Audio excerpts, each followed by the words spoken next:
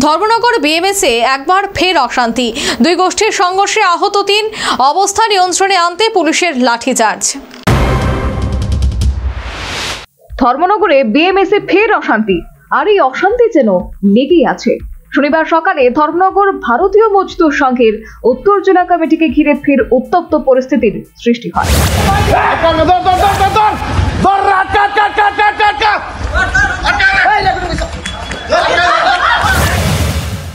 দুই গোষ্ঠীর মধ্যে সংঘর্ষে অন্তত ৩ জন গুরুতর আহত হয়।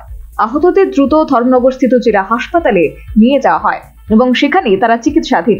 ঘটনার জেরে হাসপাতাল চত্বরের সামনে উত্তেজনা ছড়িয়ে পড়ে। পরিস্থিতি সামাল দিতে পুলিশকে মৃদু লাঠিচার্জ করতে হয়।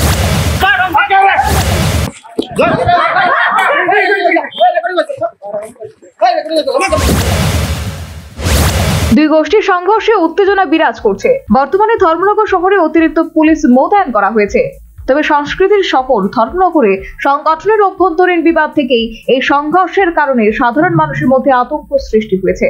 প্রসঙ্গত উল্লেখ্য, ভারতীয় মজদুর সংঘের উত্তর জেলা কমিটি গঠন ঘিরে এই দ্বন্দ্ব বহুদিনের। শেষ পর্যন্ত বিএমএসি রাজ্য কমিটি এক কমিটি গঠন করে দেয়, আর এই কমিটির সভাপতি ও সম্পাদকের দায়িত্বে রয়েছে যথাক্রমে বিশ্বজিৎ সিনহা এবং প্রশান্ত দে। অপরদিকে সমান্তরাল কমিটির সভাপতি ও সম্পাদকের দায়িত্বে রয়েছে যথাক্রমে দীপঙ্কর গোস্বামী এবং Anupam Pal. Bureau report, news vanguard.